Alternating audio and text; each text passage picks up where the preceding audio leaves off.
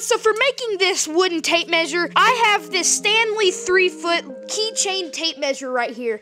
So this thing's pretty cool, but I just want to make a wooden casing or housing for it.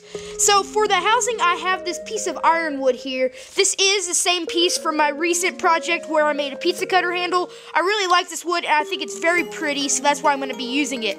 And for hollowing out the tape measure, I have this fluted bit here. So this is not any normal run-of-the-mill drill bit. This is actually a milling bit that can cut not only down, but it also can cut side to side.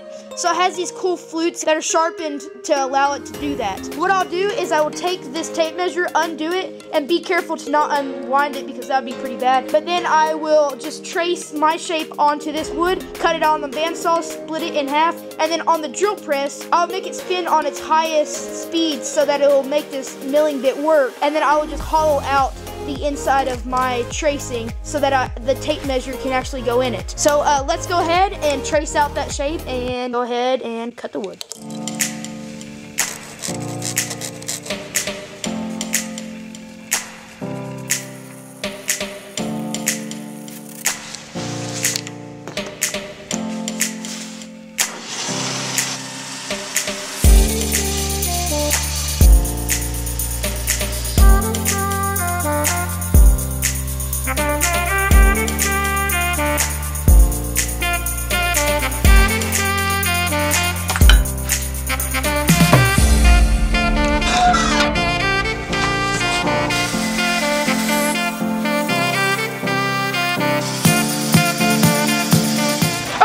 So now I have the two halves cut out. So now the next step is to hollow out the inside of both halves. So I'll just leave about a 1/4 inch of material on the side so I can glue it together and it'll just keep it rigid and keep the tape measure strong. And then in the very center, I'm going to keep a small little circle of material. The reason why I'm going to do that is so then later I can cut a notch in it, and then the tape measure, it has a little peg that it will sit right into that little notch so that it doesn't come undone. So let's go ahead, put this in the drill press and just start hollowing it out.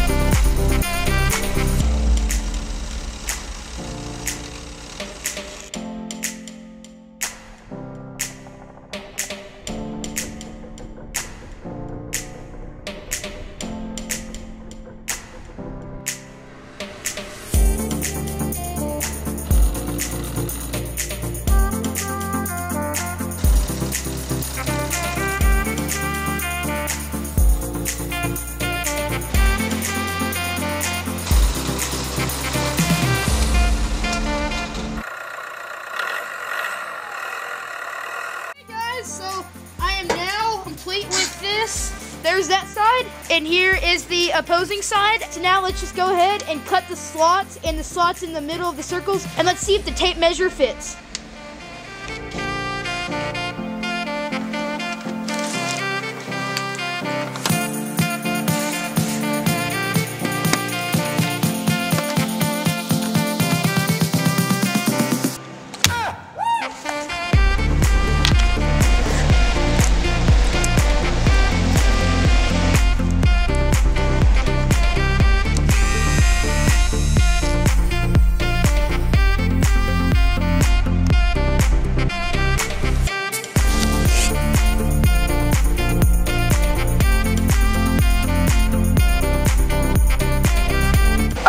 So now I have the notches and the body hollowed out on the tape measure. It's looking great, but now we need to move to the next step. So this is gonna be the hard step. We need to undo this tape measure and not let it unravel. We'll just tape the spring to get it ready to transfer to the case that we just made. But once we put it in there, I'll just put CA glue on this outer border and squeeze them together, let it dry, and then we can do some finishing sanding.